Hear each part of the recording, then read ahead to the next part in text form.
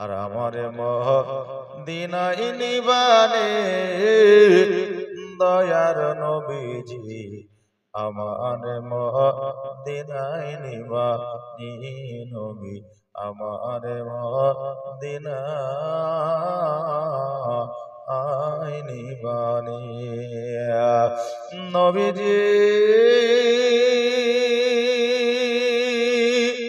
আমার পাগল বানায়া আছো মদিনায় লুকায়া আমার পাগল বানায়া আছো মদিনায় লুকায়া অন্তরেতে অন্তরেতে মদিনার পরাণী নবী অন্তরেতে মদিনার পরাণে দয়ার নবীজি আমার মদিনায় নিবানি তুমি আমার মদিনায় নিবানি দয়ার নবীজি আমার মদিনায়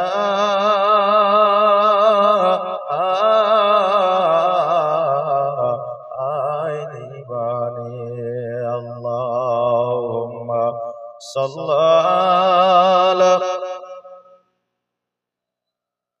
মাওলানা মুহাম্মদ ওয়ালা মাওলানা মুহাম্মদ সাল্লাল্লাহু তাআলা আলাইহি ওয়াসাল্লাম। আলহামদুলিল্লাহ, সমস্ত প্রশংসা সেই মহান করুণাময় আল্লাহ জিনার কুদরতে সারা বিশ্ব লালন ও পালন, যিনি আপনাকে আমাকে পবিত্র মাহফিলে বসার, কাউকে বলার, কাউকে শোনার শক্তি বা সুযোগ দান করেছেন। তিনারই শুকরিয়া আদায় করি, সকলে উচ্চ আওয়াজে ভক্তি ভরে কি বর্ণনা করে একবার পড়ি আলহামদুলিল্লাহ। তারপরে পরে আকা মাওলা জনাবে মুহাম্মদ রাসূলুল্লাহ সাল্লাল্লাহু তাআলা আলাইহি ওয়াসাল্লামের প্রতি লাখো কোটি দরুদ ও সালাম শান্তির ধারা বর্ষিত হোক, অর্পিত হোক, নাজিল হোক। তাই সকলে আমরা আবারও পড়ি আল্লাহুম্মা আমিন। যাই হোক বাবাজি ভাইরা, এতক্ষণ পর্যন্ত মাহফিল চলতেছে, তবে এই মাহফিলের সাথে সাথে ঠান্ডাও চলছে নাকি বলে? মাহফিল যেমন আগেছে ঠান্ডাও আগেছে। 1.5 ঘন্টা বক্তব্য দিয়ে সাধু যদি চাদর গায়ে দেয়, বুঝতে পারছেন তো? এটা আমার সাধু একবারে পিওর ভাই যায়। তো 1.5 ঘন্টা ওয়াজ করার পরে যদি চাদর গায়ে দেয়, তাহলে শ্রোতাদের অবস্থা কি? ওরা তো চুপচাপ শুনছে, কাজ নাই কাম নাই নাকি বলেন? তাহলে ঠান্ডা আপনাদের বেশি লাগা দরকার, তাই না? যে তাহলে ঠান্ডা যদি বেশি লাগে, তাহলে আমরা কি বলি, একটু আটো সাটো হ্যাঁ বস, যাতে ঠান্ডাটা কম লাগে, বাতাস আতাস যাতে কম ঢোকে নাকি। কিন্তু আমার মন বলছে যে আমার ভাইরা চাইতে আপনাদেরকে গরম বেশি লাগছে, একটু এলোমেলো হয়ে বসে আছেন।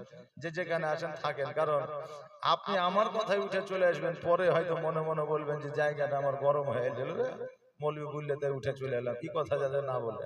জি, যেখানে আছেন থাকেন, মানুষের তো চাপও নাই।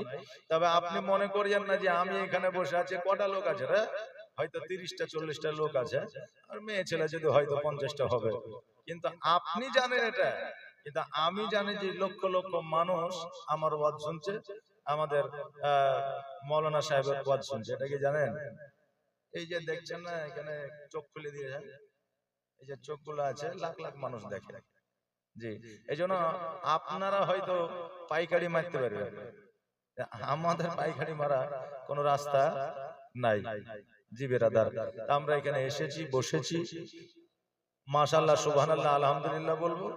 আর আল্লাহর নবীর প্রেম যদি আমাদের অন্তরে জেগে যায়, তাহলে এসব শীত ঠান্ডা কিছুই নয়, দেখি বলেন।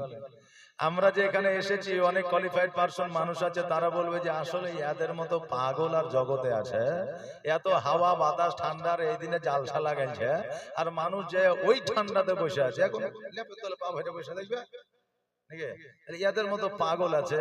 আচ্ছা বলেন, আমরা যারা এখানে বসে আছি, আমরা লাভবান না আমরা ক্ষতিগ্রস্ত? লাভবান। কেন? যে আমরা জগতে কোনো মানে কি বলে ফেভারিট জায়গাতে নাই, আমরা জগতের কোন আপনার বড় বড় দেখার মতো রেস্টুরেন্টে নাই, বড় বড় আমরা তাজ হোটেলে নাই, নাকি বলেন। তেমন একটা জায়গায় আছি, এই জায়গাটা জগতের এখন জায়গাও নয়, যতক্ষণ জলসা চলবে, যতক্ষণ জলসা চলবে অতক্ষণ এই জায়গাটা আল্লাহর জান্নাতের বাগিচা হয়ে থাকবে। জোরে বলেন সুবহানাল্লাহ। তা আমরা জান্নাতের বাগিচায় আছি, আমরা যেখানে সেখানে আছি নাকি? জান্নাতের বাগিচায় আছি। আর একবার যে জান্নাতের খুশবু পেয়ে যায়, কিয়ামতের দিন তাকে জাহান্নামে নিয়ে যাওয়ার ক্ষমতা আল্লাহর ফারিস্তার নাই। জোরে বলেন সুবহানাল্লাহ। আল্লাহর ফারিস্তারা যখন আপনার নেকি আর গুনাহকে ওজন করবে, তা আপনার গুনার পাল্লা ভারী হয়ে যাবে, তখন ফারিস্তারা আপনাকে জাহান্নামে নিয়ে যাবে। আল্লাহ বলে, ওই ফারিস্তা কোথায়? বলে আল্লাহ জাহান্নামে। বলে না, এই বান্দা একদিন জান্নাতের খুশবু নিয়েছিল জালসাতে, আর আমি আল্লাহ একবার বান্দাকে যদি জান্নাতের খুশবু দিয়ে দিই, আমি কোনোদিন তাকে জাহান্নামে দিই না। জোরে বলেন সুবহানাল্লাহ। তা আমাদের যদি জালসা কবুল হয়ে যায় আল্লাহর দরবারে, তবে আমরা নিঃসন্দেহে 100% গ্যারান্টি, 99 লয় 100% গ্যারান্টি আমরা জান্নাতি। জোরে বলেন সুবহানাল্লাহ। বাবজি ভাইরা, আল্লাহ তাবারাক তাআলা আল কোরআনুল মাজিদের মধ্যে ঘোষণা করলেন, ইরশাদ করলেন, ওয়া আম্মা বিনিআমাতি রাব্বিকা ফাহাদ্দিস। আল্লাহ বললেন, আমার নিয়ামতের যারা প্রশংসা করে, আমি আল্লাহ আমার প্রশংসা করা হয়। জোরে বলেন সুবহানাল্লাহ। আল্লাহ তাবারাক তাআলা জগতের মধ্যে গাছপালা, নদী নালা, কীট পতঙ্গ সবকিছু দিয়েছেন। এটা কার জন্য? বান্দাদের জন্য। বান্দার জন্য সব তৈরি করেছে, কিন্তু সবকে তৈরি করে নাই বান্দাদের জন্য। কারণ বান্দার দিকে লক্ষ্য করে আল্লাহর বান্দা অর্থাৎ ইনসান আমরা আমাদের দিকে লক্ষ্য করে সারা জাহান সবকিছু তৈরি করেছে। এমনকি আমরা যে নারী নিয়ে অর্থাৎ বিবি নিয়ে, আমাদের স্ত্রী নিয়ে বসবাস করি, এই বিবিরাও আমাদের জন্যই তৈরি হয়েছে। জোরে বলেন সুবহানাল্লাহ। কারণ সর্বপ্রথম কাকে তৈরি করা হয়েছিল? আদম আলাইহিস সালামকে। তারপরে আদম আলাইহিস সালাম মন মরা হয়ে ঘুরে বেড়ায় এদিকে ওদিকে সেদিকে। তো ফারিস্তারা বলছে যে আল্লাহ, তুমি যে একজন আদম তৈরি করলা, তো এর জানেও শান্তি নাই, মনেও শান্তি নাই, মুখেও হাসি নাই, এর জন্য কি করা যায়? তো আল্লাহ বলে, আমি যাহা জানি তোমরা তাহা জানো না। তা আমি যেটা করে দিব, আদম আলাইহিস সালাম এত আমার শুকরিয়া আদায় করবে যে কিয়ামত পর্যন্ত তার শুকরিয়া আদায় করে দিল অন্তর ভরবে না। এখন আদম আলাইহিস সালামের বাম পাজরের মাটি দিয়ে হাওয়া আলাইহিস সালামকে তৈরি করলেন নারী রূপে। আর ওই নারীকে দেখে আমার আদম আলাইহিস সালাম খুশি হয়ে আল্লাহর শুকরিয়া আদায় করলেন, একবার আলহামদুলিল্লাহ পড়লেন। জোরে বলেন সুবহানাল্লাহ। বেরাদার, আর আমাদের মুখ দিয়ে তো আলহামদুলিল্লাহ বের হয় না। জি, একবার বিসমিল্লাহ বলে আমরা যে ভুল করে বলে দিব, সেটাও হয় না। ভুল তো আমাদের হয় না, কিন্তু ভুল করে কোনোদিন যে মসজিদের দিকে চলে গেলাম, এটা হয় না। ভুল করে কোনোদিন কাউকে 20 টাকা দান করে দেবো, এটাও হয় না। যে ভুল করে দান করে দিয়েছি, এটা হয় না। ভুল করে কোনোদিন আমাদের জালসার দিকে যাওয়া হয় না। যে ভুল করে চলে এসেছি, যাবো বলেছিলাম বাজারে, তো জালসাতে ভুল করে চলে এসেছি, এটা হয় না। যেগুলো নেকি হবে ওগুলো আমাদের ভুলে হয় না, যেগুলো আমাদের নেকি হবে না ওগুলোতে ভুল হয়। একজন গরু কিনতে যাচ্ছে হাটে, এদিকে হাট হয়, হাটে গরু কিনতে যাচ্ছে, সামনে ইমাম সাহেবের সাথে দেখা, যেমন আপনাদের ইমাম সাহেব আছে, আসসালামু আলাইকুম। ওয়ালাইকুম আসসালাম। কোথায় যাবেন? তো বলছে গরু কিনতে যাবো। তো কখন আসবেন? বলে এখনই আসবো। জি, তাই এখনই আসবো। তো বলে শুনেন, যখন গরু কিনতে যাবেন, কোনো কাজে যাবেন, কেউ যদি জিজ্ঞাসা করে, তা আপনি বলবেন যে হ্যাঁ ইনশাআল্লাহ আমি গরু কিনতে যাচ্ছি, গরু কিনে নিয়ে চলে আসবো। তো আবার বুক ফুলিয়ে বলছে কিসের ইনশাআল্লাহ? যে পকেটে টাকা আছে, মুখে কথা আছে, সামনে চোখ আছে, হাত আছে, কান আছে, নাক আছে, যাবো, টাকা দেবো, গরু কিনে নিয়ে চলে আসবো, এবার ইনশাআল্লাহ বলার কি আছে?